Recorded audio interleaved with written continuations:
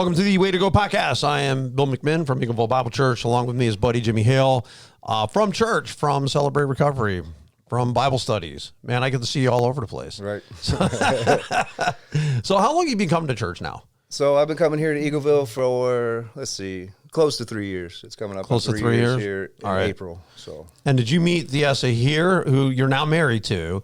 Did you meet her here, or had you already met her before you came? So it's kind of a weird story. I had a friend pick me up from prison.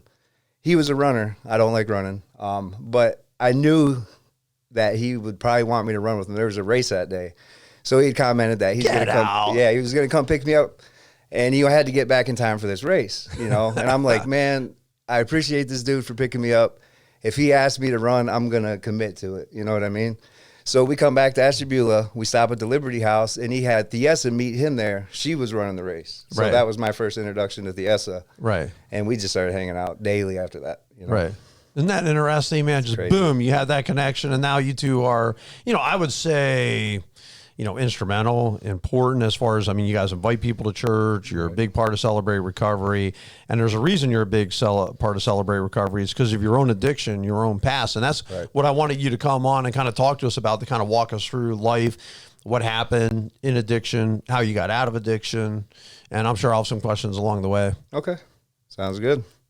So, yeah, I'll just start it right out. So, I was trying to kind of think on the way here, but I'm trying to stay out of the way, too, and not get it all jumbled up. But the first thing I thought was I'm just going to start like where I can really see things start happening in my life. So that was right about 12 to 13, somewhere in that little range. So I had a lot going on in life. I was moving around a lot at this point in my life. My parents finally settled down, and it was out here in Monroe, south of Conneaut. And that was the first time I ever stayed anywhere long enough to start making friends, So 12, 13, I started making friends. We were going to stick around this house for a while. So I started kind of getting comfortable with myself. And right at that time is when I first found, marijuana. So, and there was no peer pressure. It wasn't anybody that gave it to me. My parents smoked it, and I wanted to smoke it. I wanted to be grown, you know what I mean? Because I thought that's what you did, that was my perception. So I stole it from them the first chance I got. I smoked it, and I liked it. Right. I liked it a lot. It gave me it took away my inhibition. It took away my fear. I was kind of an awkward kid growing up. I didn't really know how to fit in. And whenever I did feel like I fit in, I was kind of pulled away to a new school. I moved around a lot as a kid. My parents were constantly moving. I was, I've been in Kentucky. I've been in every city in Ashtabula County. So I was always a new kid, and it just kind of fed into this awkwardness that I had. I didn't really care to make friends. I didn't really want people to know who I was. And right when I started figuring out who I was when I discovered, the marijuana. So I picked it up, and I was like, I'm going to do this every day. It felt right, and I liked it. So now you obviously, you're not allowed to smoke marijuana in school. Right. So, do you do this before you get on the bus? Do you do this what? Yeah. So before I got on the bus every day, and then actually I found a group of friends real quick that all smoked it. I figured out who these people were. And as soon as I got off the bus, so I had an hour bus ride. So I smoked before I got on the bus. And then when I got to Conneaut, we'd go off, a group of us, and smoke again before school. You know what I mean? And that was my whole purpose of going to school, was to go meet these people. Wait. You're saying you got away? You get off your bus at a public school and actually smoke it before you got to the classroom? Yeah, we had our own little corner, man. My goodness. It was ridiculous. There was this prayer group that was outside. They prayed around the flagpole, and we stood right next to them, and we had our own circle. You know what I mean? It was pretty ridiculous. But nobody said anything. Nobody stopped it. You know what I mean? So that's... And behavior unchecked continues on, I find. For sure. Yeah.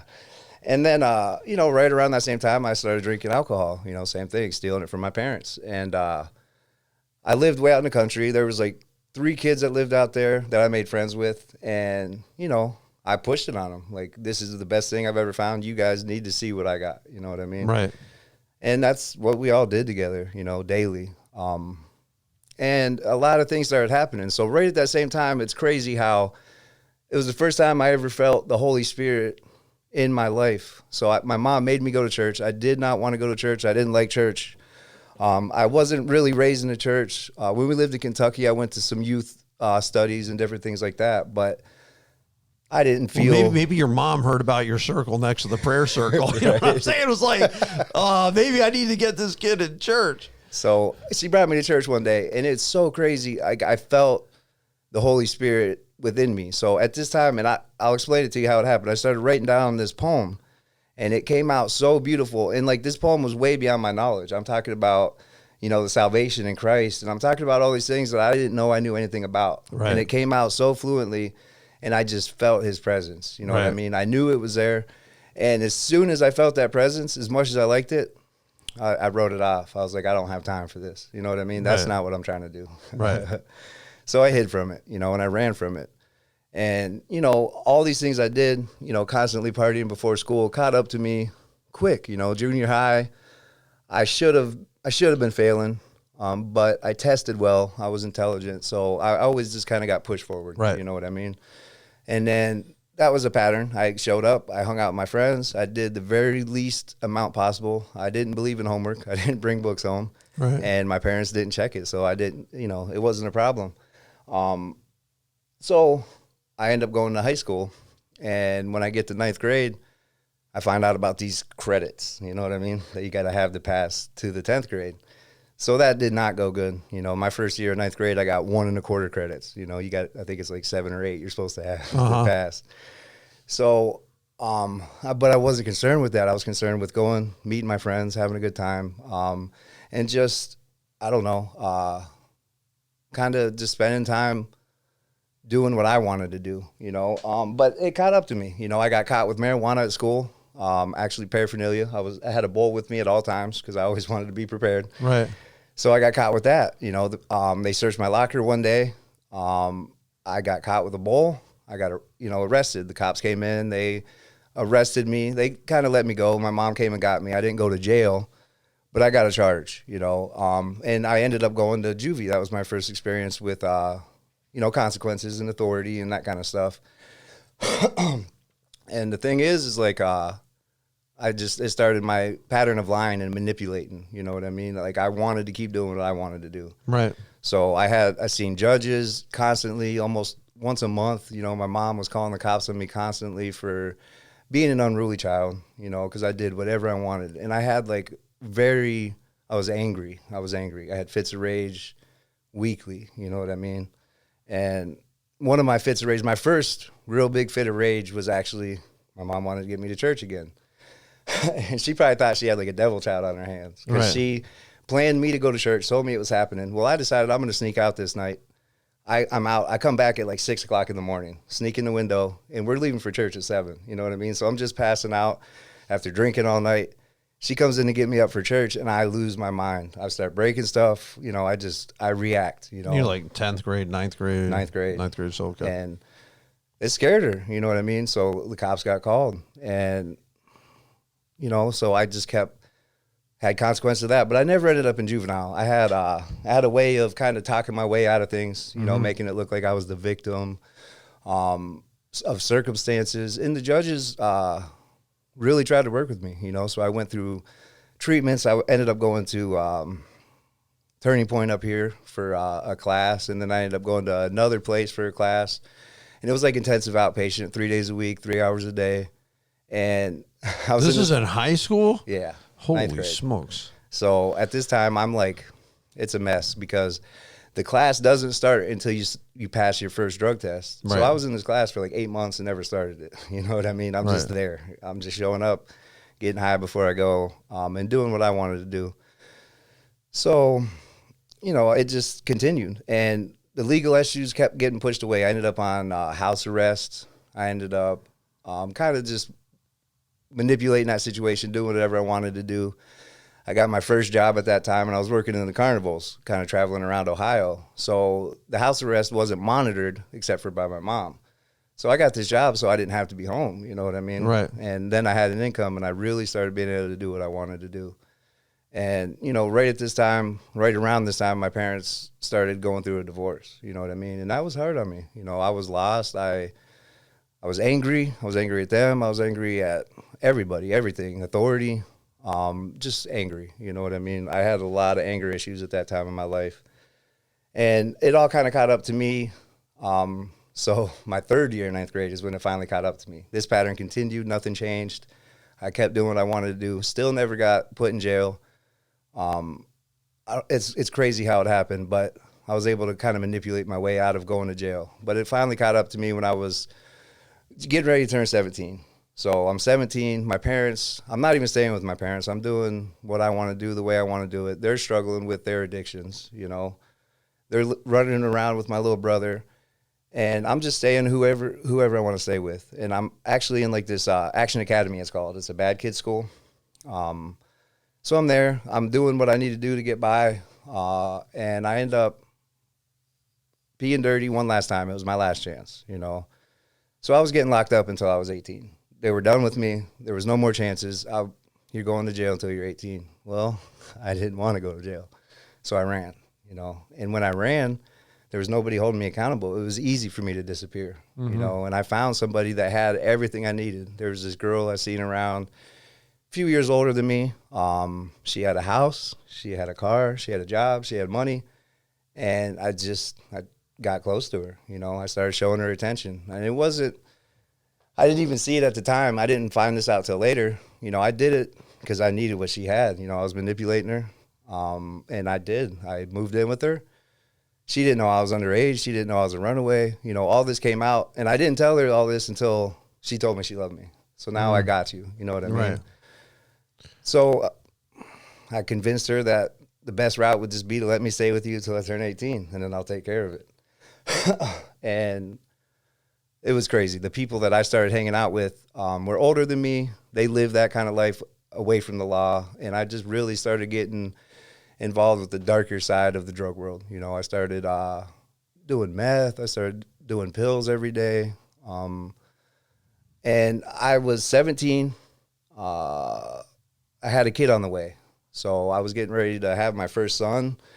And, man, I was just a mess. I didn't know what I was doing. I didn't know where I was headed. I was angry all the time. And the meth didn't help that. You know, that really made me act out even worse. You know what I mean? And so she had to deal with that. So we had a really toxic relationship.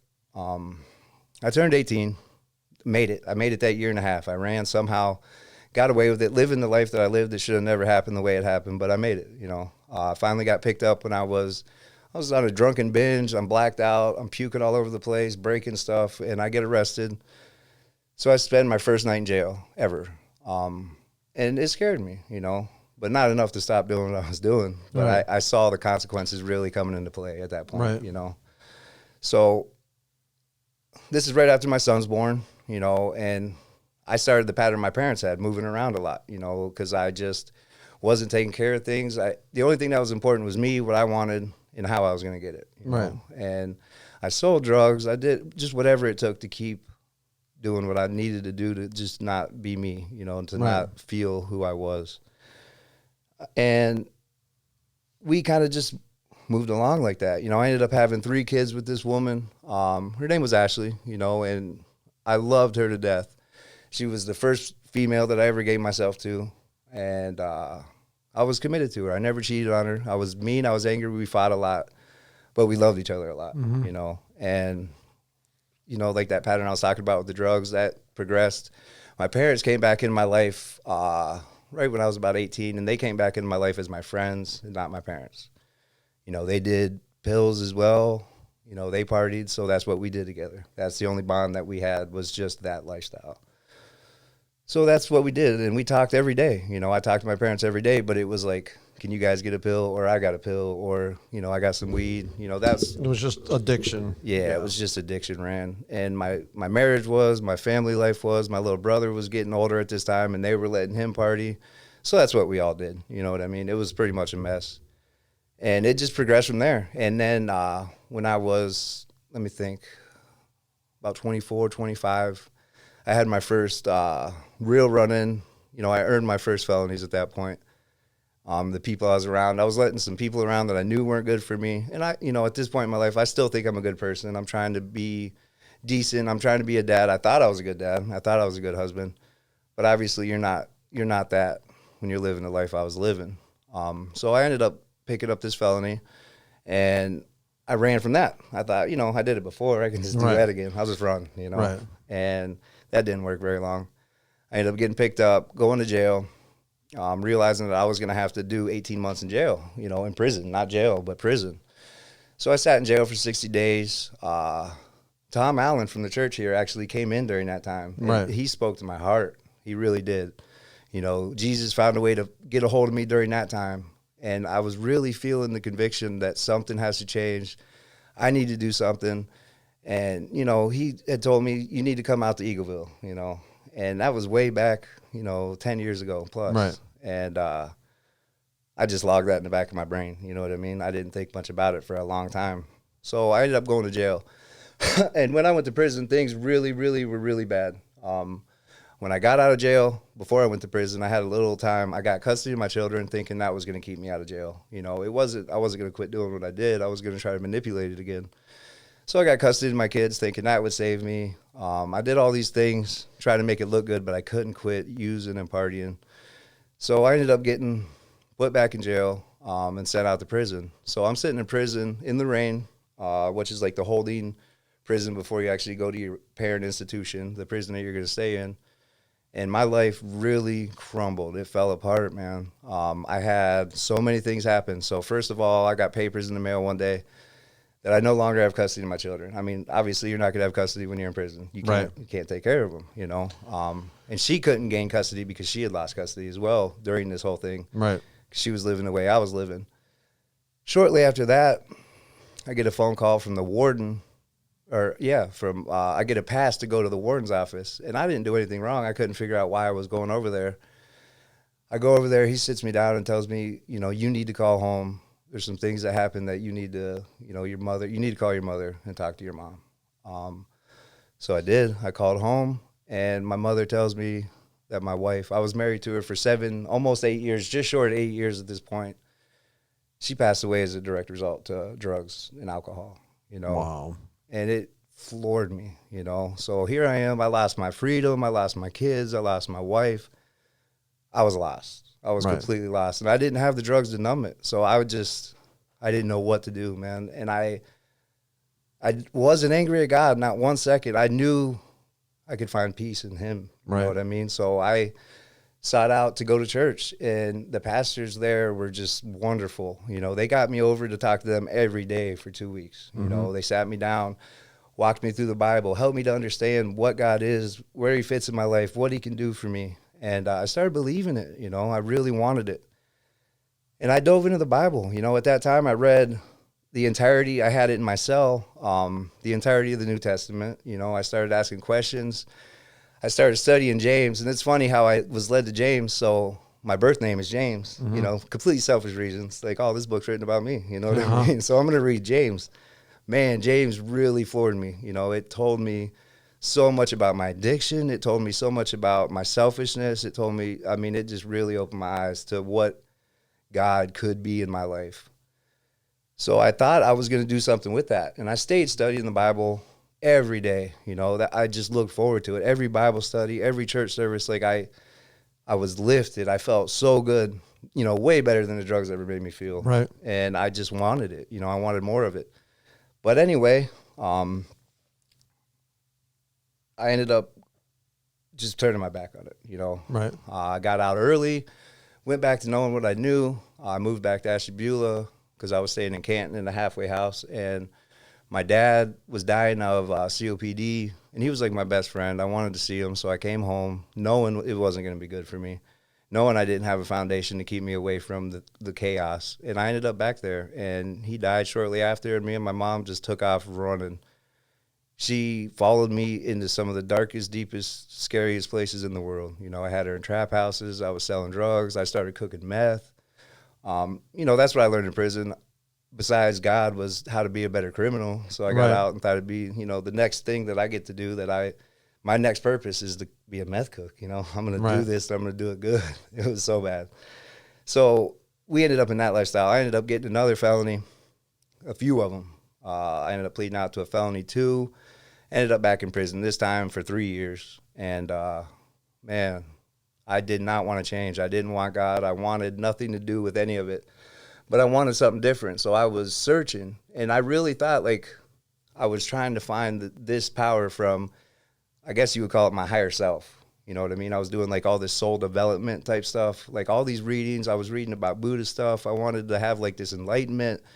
I was searching all these things out, but at the same time, I'm still reading the Bible, you know, and it just, it's crazy how it happened. But I came to a point 2 years into my prison stay where I knew I had to do something different.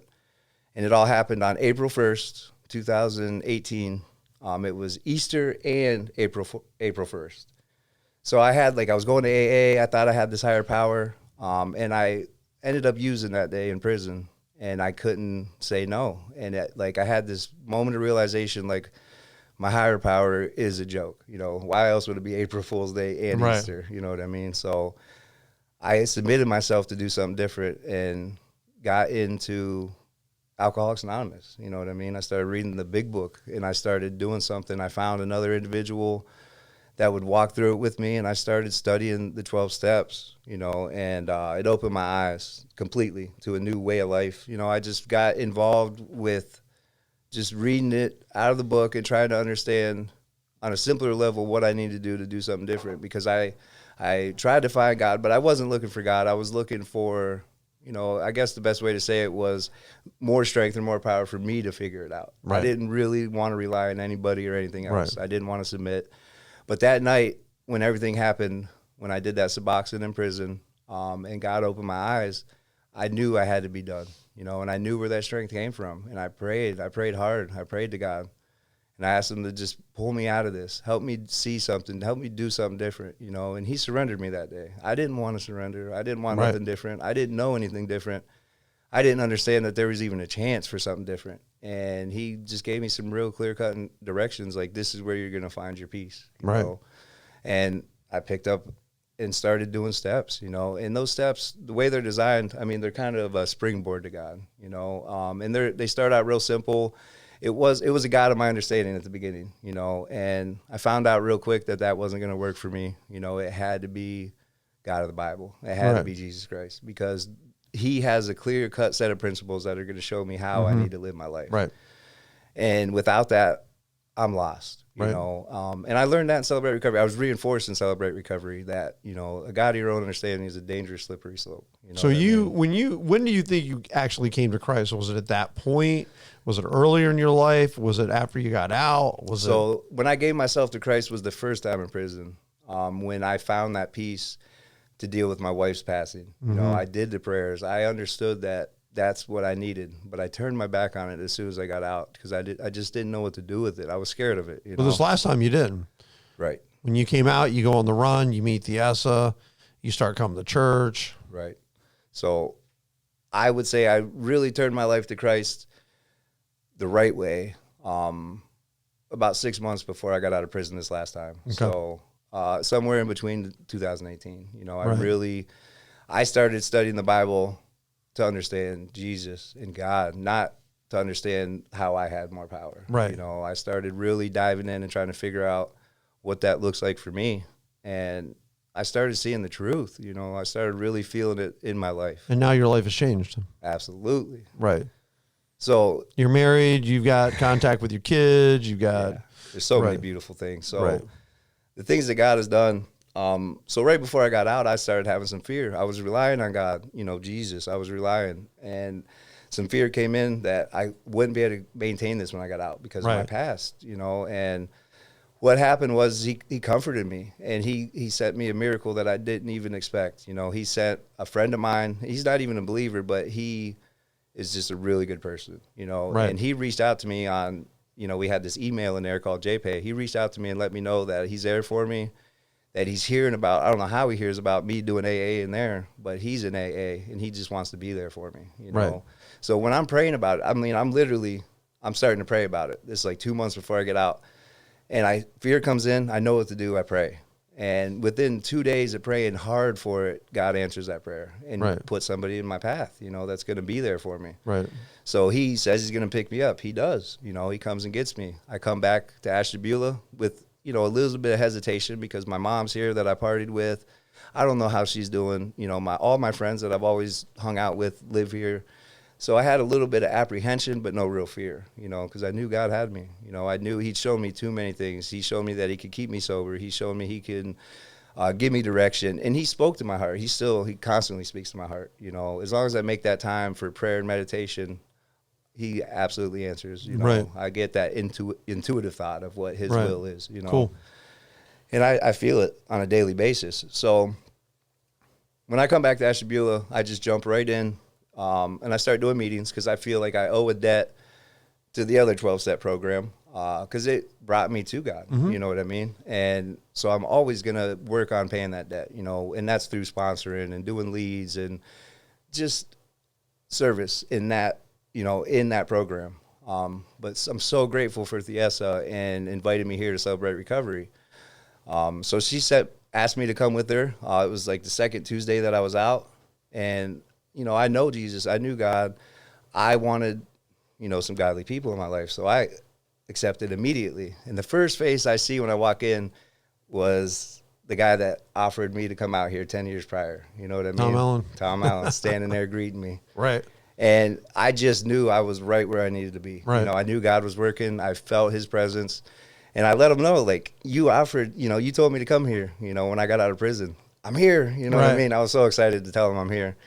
And, you know, ever since that day, I've just stayed involved in this program, you know, in Celebrate Recovery. It's probably like the best part of my life, you know what I mean? Because the most godly people, the best people I know in the world come here to Eagleville and Celebrate Recovery. Right. And I've just learned so much. And what's that look like for me?